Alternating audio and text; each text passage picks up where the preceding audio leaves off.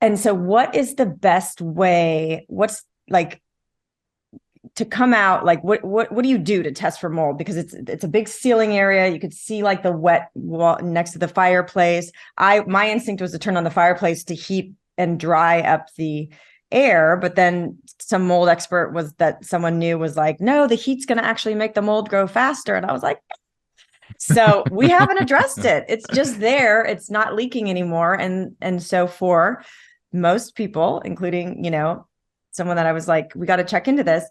It's just like out of sight, out of mind. Right. And, we live in a well-built home. But it's continued to rain. It hasn't leaked. So I'm just wondering, like, do you cut a hole in the ceiling and like test, or how do you check so just to kind of diffuse fear for people? Sure. Let's see what it entails. So we can just like, okay, now we can handle it the day after it happens, Well, there's good news and bad news. I'll start with the bad news. The bad news is that there's no easy or affordable way to assess mold in a wall cavity. The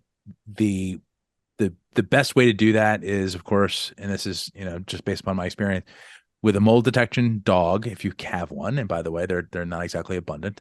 And then if you actually go through the process of testing, if you hire a professional, and that's the only real way to test for mold in a wall cavity, is they will come over, they will drill a hole in a wall, they'll put a tube in the wall, and then they'll run the air through an air sampling cassette, much like we test for ambient air, and they'll determine whether or not there's unusual types or quantities in the wall. The problem with that is that oftentimes they get overloaded with sheetrock dust, and you can sometimes drill into a cavity where there's no mold here, but then 6 inches over there is. So it is very inaccurate in many cases. That's why the dogs are so helpful. But with mold in a ceiling or with water damage in a ceiling, I did have a couple of circumstances where Oreo brought me into a room and did a circle and then sat and pointed to the ceiling. Really? But she was specifically, my trainer told us that that's not what they do, but then she learned how to do that. So it was an off-label use, let's say. Okay. But no, it's unfortunate that there is not an easy or affordable way to do mold assessments inside wall cavities, and so it's in that case you really want to find a professional if you can afford it, and an average inspection is going to cost you $1,500 or more, and that includes some lab analysis. So it's out of the realm for so many people, which is the challenge, which is why we created our test kit. But even that doesn't deal with the fact that mold can be growing in a wall. There's kind of two kinds of mold problems, really. There's mold in a wall and mold on a wall. Again, hypersimplification, but mold that's on a wall, spores can break free and cause high spore counts. And that can be detected using typical testing methods, including the ones that we offer. Mold in a wall requires specialized, experienced inspection methods, and so that's when you start getting into the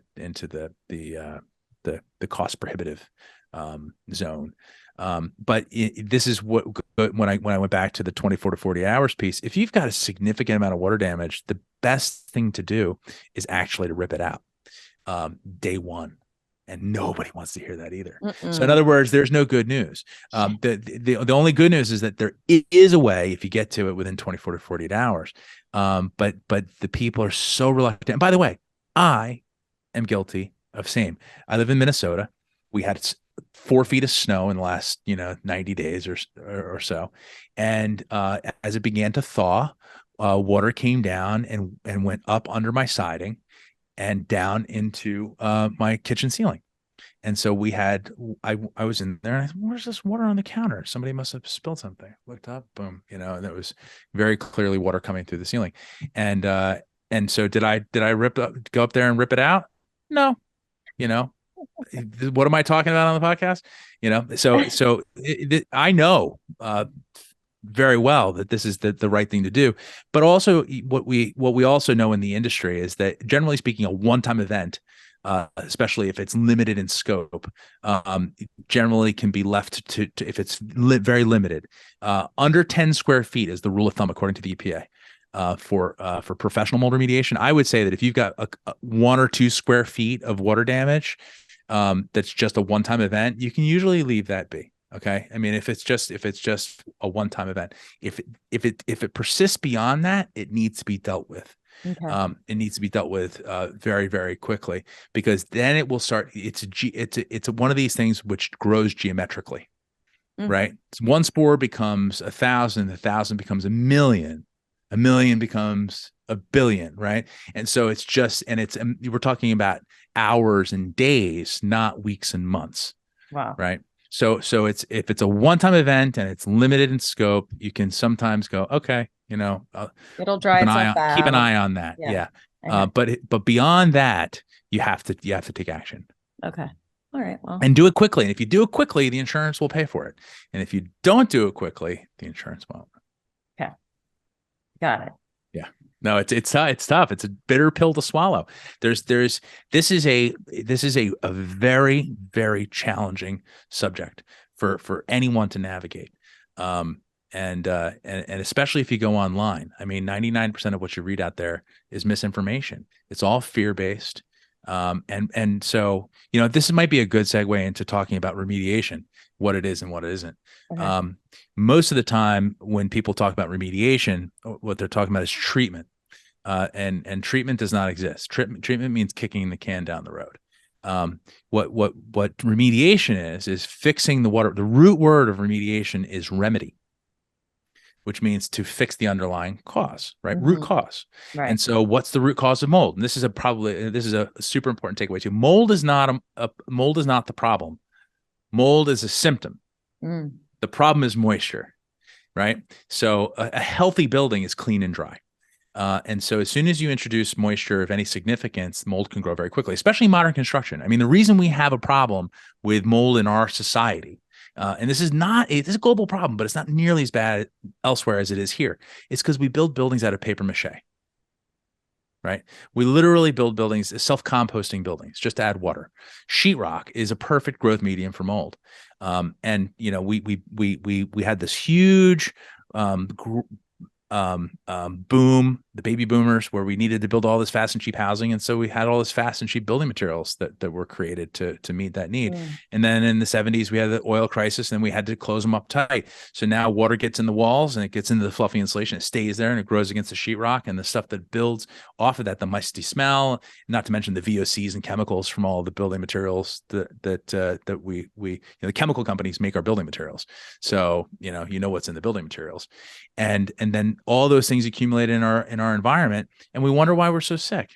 We wonder why. The statistics on this, by the way, are fascinating, and I'll get into remediation again in a second. But from 1960 until now, respiratory illness in the United States is up 165%, and death associated with respiratory illness is up 30% in that same period. Yet smoking is down 80%.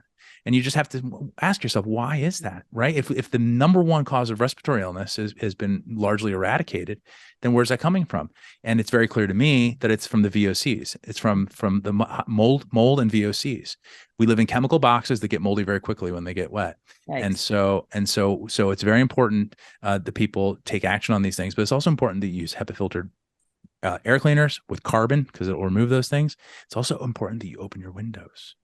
This is something that we don't do in our society anymore. We turn our AC off, turn our heat on, turn our heat off, turn our AC on. And we're so disconnected, from our true heritage. The word human comes from humus, which is soil. And we're so far away from that, So remediation, root word, remedy, fix the water problem, and then clean up the mold. And so that means removing the building materials that are supporting the fungal growth. And then it means a fine cleaning of all the affected areas. And so that usually requires some testing to be able to figure out where that fine cleaning is necessary. But mold remediation is a very methodical process when done according to the industry standard. Most remediation contractors prefer to use chemicals because they think that that's going to be more effective, and it's also faster and cheaper, and they're getting paid by the project. Boom, boom, boom, boom, boom. And what they often do is leave behind a chemical burden in the home that can't be remedied. You can't get the chemicals back out, and leaving behind a high fungal load, because if you don't remove the mold, you can't just kill it. There's no killing mold is actually a farce. If you kill mold, you leave behind dead mold. And oftentimes these mold killers are water-based. And so And so you leave behind dampness. And so oftentimes it actually, and it also does something called competitive release, which is where you kill off the weak molds and the strong ones are there to survive. And they eat all the dead ones. And you end up with this proliferation, which is why we have similar situations in hospitals. MRSA, these antibiotic resistant organisms, same kind of thing, because they're sanitizing those hospitals, knocking down all of that stuff, killing it all. And the only stuff that survives is the nastiest stuff, right? You got so the same thing happens here. By the way, it's important to note that the data on this is really clear. You want spores in your house. You want spores in your air. This is by the way, ready for this one? So check this out. These are some fun statistics. So Kingdom Fungi produces 50 megatons of spores every year. So that's macro and micro fungi, which means that's mushrooms and molds and yeasts and things like that. So 50 megatons is the equivalent to 500,000 blue whales. Okay. Wow. That's every year. The single largest producer of biological particulate is Kingdom Fungi. And so literally anywhere you go in this world, if you take a deep breath, you'll be inhaling hundreds, if not thousands of different types of molds. And that's a good thing. In fact, the data on this is very clear that high microbial diversity in your home, by the way, also in your gut, but high microbial diversity in your home, meaning lots of different kinds of microbes, is directly correlated with a lower incidence of asthma, allergies, and autoimmune disease. And the opposite is also true. A low microbial diversity, which is caused by overuse of antimicrobials, and this need to sterilize things, shows a very high correlation to higher cases of asthma, allergies, and autoimmune disease. So we need lots of microbes, but we don't need any of them growing in our house. That's the distinction. Thank you for listening to the Heal Podcast. Be sure to tune in for more empowering wisdom and inspiring healing stories. Oh, and make sure you hit the follow button on Apple, Spotify, or wherever you listen to podcasts so you don't miss that one episode that holds the answer you've been searching for. And if you feel inspired, we would love you to rate and review us so that we have the opportunity to reach more people. And of course, you can follow us on Instagram for some behind-the-scenes fun and more inspiration at Heal Documentary and at Kelly Goris. Thank you so much and be well.